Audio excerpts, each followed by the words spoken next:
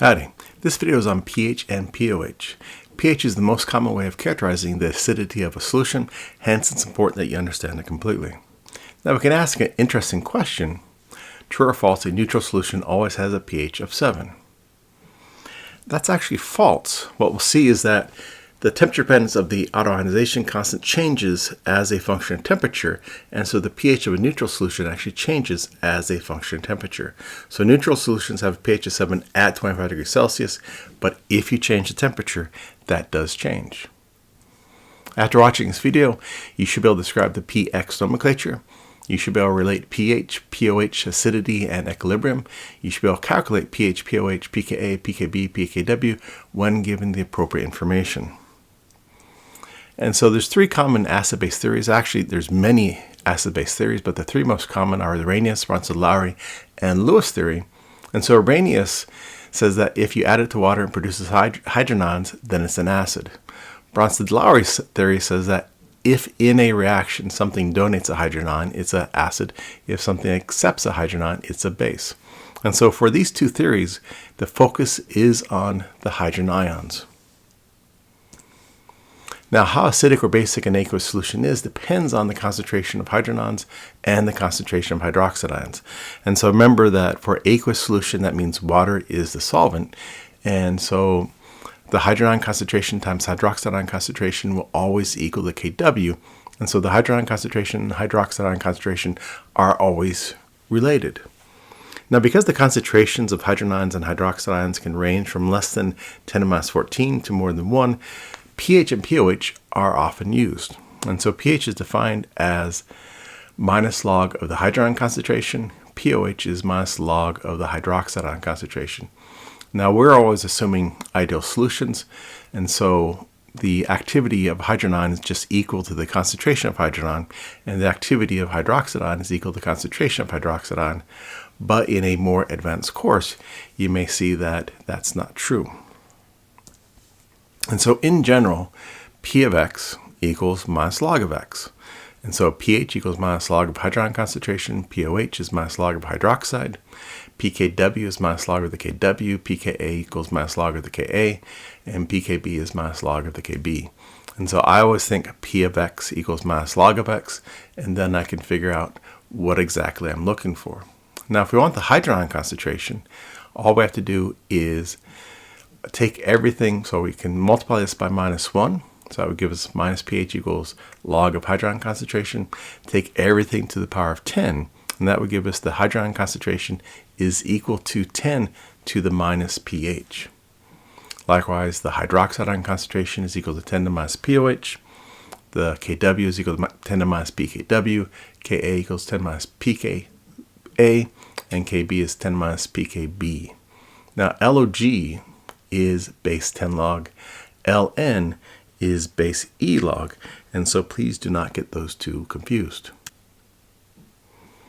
And so we can look at a range of hydrogen concentrations, and so if the concentration is 10 molar, log of 10 is equal to 1. Now remember, you got that minus sign, which gets a little confusing because the bigger the hydrogen concentration, the smaller the pH. And so 10 to the 1, the log of 10 to 1 is 1, and so that would give you a pH of minus 1. And so negative pHs are possible. Now 1 molar would be 10 to the 0, and so log of 10 to the 0 is 0, and so that would give you a pH of 0. If we have here 0.0001, so that's 1, 2, 3, 4, so that's 10 to the minus 4. And so log of 10 to the minus 4 is minus 4. And so if you have a hydrogen concentration of 10 to the minus 4, your pH is equal to 4. Likewise, we can do the same thing for the pOH and hydroxide ion concentration. And so if your hydroxide ion concentration is 0.1, that corresponds to 10 to the minus 1. The log of 10 to the minus 1 is just equal to that minus 1. And so your pOH would be equal to 1. And so we can look at some common liquids. And so 1 molar HCl has a pH of 0. Your stomach acid is between 1 and 3 in pH. Lemon juice is about 2.2 to 2.4. Classic Coke, 2.5. Coffee, about 5. Pure water, now this is without any CO2 is about 7. And so typically if you have water setting out, it's going to absorb some carbon dioxide, and that carbon dioxide is going to be converted to carbonic acid. And so typically water will actually have a pH a little bit less than 7. Blood is 7.35 to 7.45. Ammonia is 12. 1 molar sodium hydroxide would be 14. And so if something is basic, we also can call it alkaline. And so that just means that the hydroxide ion concentration is greater than the hydrogen ion concentration. And so I mentioned that the hydrogen ion concentration and hydroxide ion concentration are related.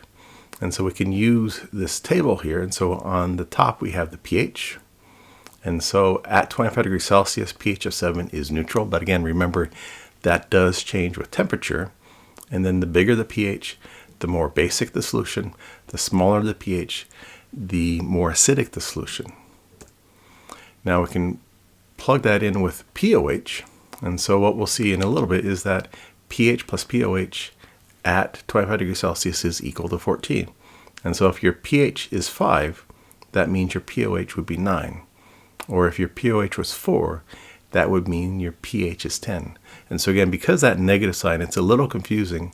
The more acidic, the smaller the pH, and the larger the pOH. And so pH and pOH are related because hydrogen concentration and hydroxide concentration are related because of the auto-ionization of water. And so this is probably the most important reaction when we're talking about aqueous acid-base chemistry. And so whenever you have an aqueous solution, that means water is a solvent. And so this equilibrium has to be followed. And again, if we just take products over reactants, coefficients become exponents, pure solids, pure liquids do not appear. This is our Ekholm expression. And so hydrogen concentration times hydroxide concentration has to equal your Kw. And so if you're given the hydrogen concentration, you should always be able to figure out the hydroxide. Or if you're given the hydroxide concentration, you should always be able to figure out the hydrogen concentration. Now, if we think about having a neutral solution or water, we see that Kw equals hydrogen concentration times hydroxide. Now, if our solution is neutral, that means that we'll actually take the minus log of both sides. And so we got minus log of Kw equals minus log of that. Log of A times B is equal to log of A plus log of B. And so that means that we'll have minus log of hydrogen concentration minus log of hydroxide ion concentration. And now you should recognize that minus log of Kw is our pKw, minus log of hydrogen concentration is our pH, and minus log of hydroxide is our pOH. And so what we see is that for all aqueous solutions, hydrogen concentration times hydroxide ion concentration equals your Kw, and also the pH plus pOH equals the pKw. And so this is for all aqueous solutions. And so we can use this equation here to actually calculate the pOH given the pH or the pH given the pOH. And so given one of these, you should be able to calculate the other three. They're all related. And so say we're given the hydrogen concentration. So the hydrogen concentration will give us the pH. And so if our hydrogen concentration is 1 times 10 minus 13th, that would give us a pH of 13. Now we saw that pH plus pOH equals pKw, and at 25 degrees Celsius, pKw is 14. And so pH plus pOH equals 14 at 25 degrees Celsius. Again, pKw will change as you change the temperature. And so 4 plus 10 gives us 14, 7 plus 7 gives us 14. And then to get the hydroxide ion concentration, remember that's equal to 10 to the minus pOH. And so here our pOH is 10, and so 10 to the minus 10, that gives us our hydroxide ion concentration. And so again, these four are all related, and if you're given one, you should be able to calculate the other three. And so you can imagine we can use this diagram here. And so here's our hydrogen concentration, and given the hydrogen concentration, take the minus log, that would give us our pH. pH plus pOH equals pKw, and so pOH equals pKw minus pH. So that's how we get our pOH. We can get the hydroxide ion concentration. Hydroxide ion concentration equals 10 to the minus pOH. And hydrogen concentration times hydroxide gives Kw. And so hydrogen ion concentration equals Kw over hydroxide ion concentration. And so again, given one of those, you should be able to determine the other three. Now, one other thing that's kind of interesting is that for some of these pairs, it's a single step, right? So if I want to go from hydrogen concentration to hydroxide, I just use that Kw equals hydrogen concentration times hydroxide. Now, if I want to go from hydrogen concentration to pOH, notice that's a two-step process. And so if I want to go from here to here, it's two-step. Here to here, it's two-step. But here to here is a single step. So hydrogen concentration, hydroxide, pH, and pOH are all related. And again, for auto-ionization of water, Kw equals hydrogen concentration times hydroxide. And we saw that little derivation where we can go to pKw equals pH plus pOH. And so what that means is for all acidic solutions, the hydrogen concentration would be greater than the hydroxide. And so the pH would be less than the pOH. For neutral solutions, hydrogen concentration equals hydroxide ion concentration, and pH equals pOH. And for basic solutions, the hydroxide ion concentration is greater than the hydrogen concentration, and pH is greater than the pOH. Now, these relationships are always true for aqueous solutions. It does not matter the temperature. So if you're at a different temperature, the pH is no longer going to be equal to 7 for a neutral solution, but for a neutral solution, pH equals pOH. And the hydrogen concentration equals the hydroxide ion concentration. And so what is the pH of pure water at 25 degrees Celsius? And so we have the auto-ionization of water. We have the Eklund expression, products over reactants, coefficients become exponents, pure solids, pure liquids do not appear. And so in pure water or for a neutral solution, the hydrogen concentration equals the hydroxide ion concentration.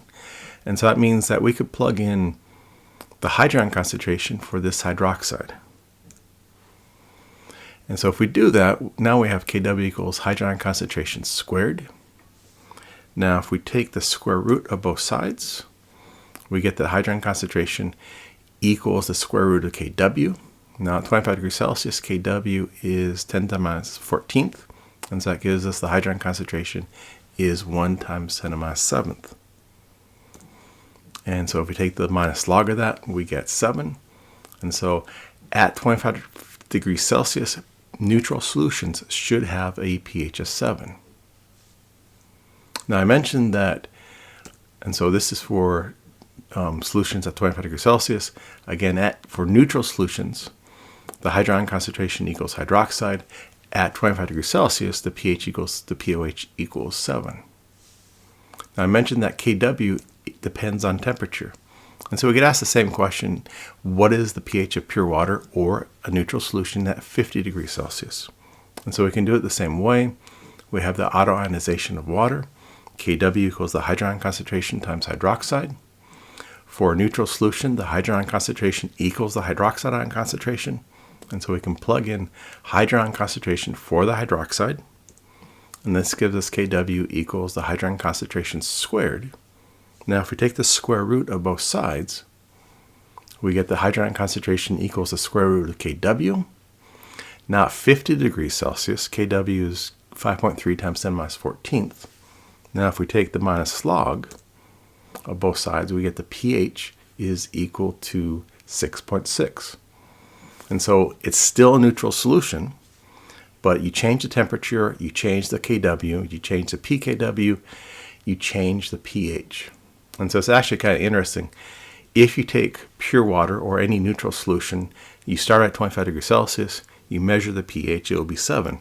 And then as you raise the temperature, your pH should go down. And so at 50 degrees Celsius, for a neutral solution, hydrogen concentration still equals hydroxide, pH still equals pOH, but in this case, the pH and pOH equals 6.6. And so we can always calculate the pH given the pOH. Remember, pH plus pOH equals pKw, but that pKw does change as a function of temperature. And so it's kind of cool. We can actually look at the pH of pure water or a neutral solution as a function of temperature. And so as you increase the temperature, your pH actually goes down. Now, too often students think that means it gets more acidic. It does not. It just means that your Kw is changing. Okay, so all these are for a neutral solution. It's just that Kw changes as you change the temperature. Now we can actually take this one step further. And so, is the auto-ionization of water exothermic or endothermic? And so what we're seeing is that temperature increases, your Kw increases, and so that's only true for endothermic process, right? So if it's endothermic, it means heat is a reactant, and so higher temperatures, like adding heat, pushes it towards the right, and so that means the Ekman constant would increase. And so when you're asked about hydron concentration, hydroxide, pH, or pOH of something, you first have to determine what you're looking at. Is it an acid or a base? And if it's an acid, is it a strong acid or weak acid? If it's a base, is it a strong base or a weak base? Remember, for strong acids and strong bases, they completely dissociate, so you do not need to do an Ekman problem. For weak acids and weak bases, you do have to do an Ekman problem. So you have to determine the Ekman reaction involved, find the Ekman constant, and then do the equilibrium problem. And so what is the pH of the following solutions? And so hopefully you recognize that HClO3 is chloric acid. It's a strong acid.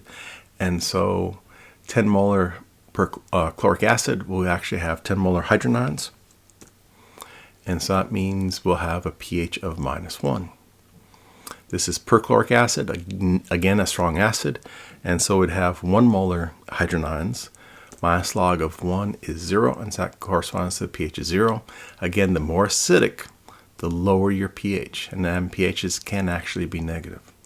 HCl is another strong acid. The minus log of 0.1 gives us 1, and so our pH would be 1. And so again, we can look at the hydrogen concentrations and the corresponding pHs. And so if we have 10 minus 3, the pH is just going to be equal to that 3. But you got to be careful, because sometimes the concentration is not going to be 1 times 10 to the something. All right, so if we have 0.02, that corresponds to 2 times 10 to minus 2. And if we do the log of that, the log of 2 times 10 minus 2 gives us minus 1.7. And so that would correspond to a pH of 1.7. And so if you have 1 times 10 to the something for your hydrogen concentration, then that something will end up being your pH. But if you don't have 1 times 10 to the something, you just have to plug it in your calculator. And in this case, we see that log of 2 times 10 minus 2 is minus 1.7, because you got that minus sign here that gives you a pH of 1.7. Now we can go back here and ask, okay, what are the pOHs of these solutions? Now, if you're not given the temperature, assume 25 degrees Celsius. And so at 25 degrees Celsius, pKw is equal to 14. pH plus pOH equals 14.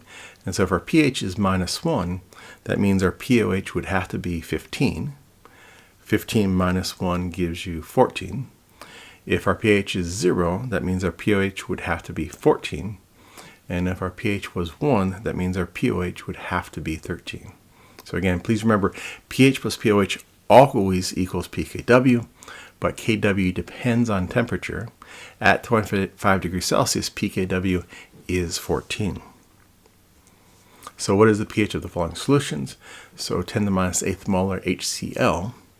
Now, if we're just following the steps that we've been doing previously, we'd go, okay, this is a strong acid, and so we should end up with 10 to the minus 8th molar hydrogen ions, and that would give us a pH of 8. Now, whenever you're doing problems, you always have to think, is this reasonable? Right, so we're at 25 degrees Celsius, and we have an acid, and we're getting a solution that is basic. Is that reasonable? And the answer is no, right? If you have an acid, you should not have a basic pH. And so what's going on here? The problem is, you have auto-ionization of water. And so in pure water, you're going to have a pH of 7. And so you already have hydrogen ion concentration. And so if we actually want to solve this, what is the pH of 10 minus 8th molar HCl? We would treat the 10 minus 8 molar hydrogen ion as our initial concentration for hydrogen ion. And then when X of this breaks apart, we'll get X of that plus X of that. initial plus a change gives us equilibrium, so 10 minus 8 plus x, and x. Now if we plug this into our Achem expression, Kw equals hydron concentration times hydroxide, we end up with this. And so we end up with the equation x squared plus 10 to the 8th x minus 10 minus 14th equals 0.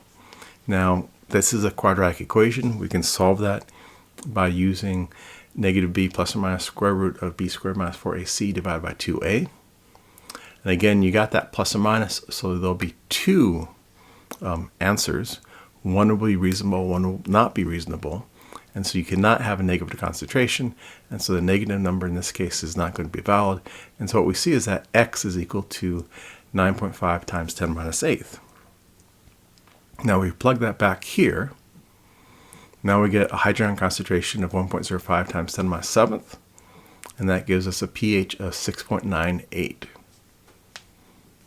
And so, if we're looking at concentrations of HCl, if the concentration of HCl is 10 to the minus 6 or greater, we ignore the water. The water auto-ionization will be negligible. If the hydrogen concentration is less than 10 to the minus 9th, we can actually neglect the acid, and our pH would just be 7. Now, if you have something like 10 to the minus 7th to 10 to the minus 8th, you have to include both the hydrogen initially that came with the water as well as the acid. And the only way to solve this is doing an equilibrium problem and solving it use the quadratic equation. So as the pH of the following solutions, we got 0.01 molar HI. HI is another strong acid, and so that would be equal to 10 minus 2, and so our pH would be equal to 2. 0.001 molar HBr, that's another strong acid, so that's 10 to the minus 3, and so that gives us a pH of 3. Now this one's a little tricky. You got 0.1 molar HF, and so this is a weak acid. And so whenever you have a weak acid, you have to do an equilibrium problem. And so for 0.1 molar HF, it's a weak acid, so only a very small portion of those weak acid molecules will actually break apart. And so we're starting with 0.1 molar HF, 0 fluoride ions, 0 hydrogen ions. When X of HF break apart, we'll get X of fluoride ions, X of hydrogen ions. And so equilibrium is initial plus the change, so that gives us 0.1 minus X, X and X. And so typically for weak acids, we can do an approximation. Our K is really small. Remember, K is products of reactants, and so if your K is really small, it means you have mostly reactants, and so X is probably negligible compared to 0.1. And now we can plug this into our Achem expression. You know, we have products or reactants, coefficients become exponents, and so X times X gives us X squared divided by 0.1, which is 10 to the minus 1, and that's equal to our Ka, which was given as 6.3 times 10 to the minus 4th. And so if we multiply both sides by 10 minus 1, that gives us x squared equals 6.3 times 10 minus 5. Take the square root of both sides, and we get x equals 7.9 times 10 minus 3.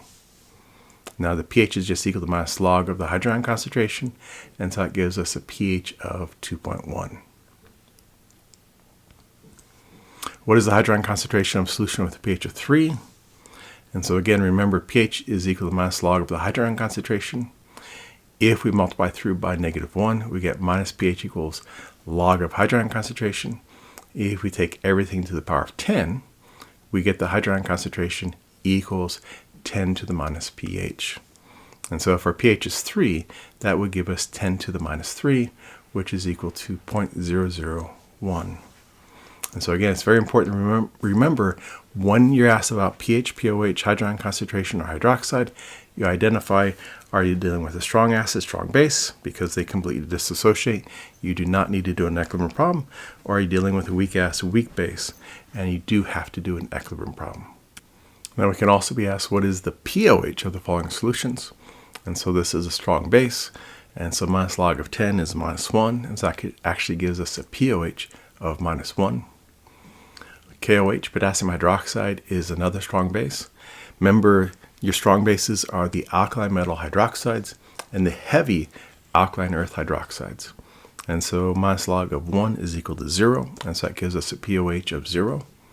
Lithium hydroxide, another alkali metal hydroxide, so another strong base.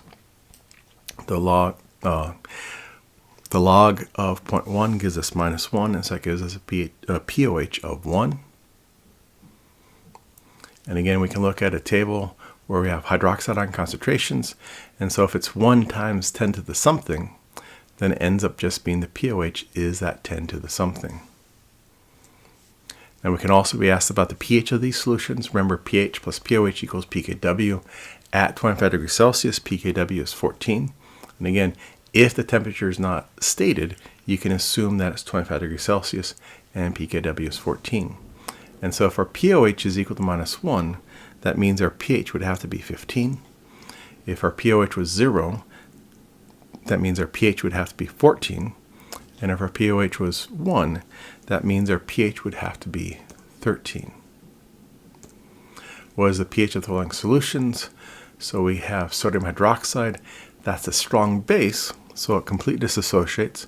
And so the pOH would be equal to 2, because minus log of 0.01 gives us 2.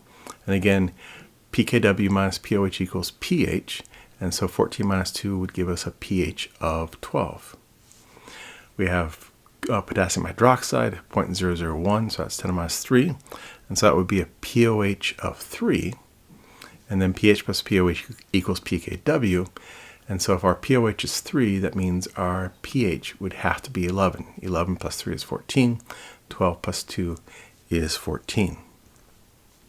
And so for monoproduct strong acids, the hydrogen concentration is going to be equal to the initial concentration of the acid because it completely dissociates.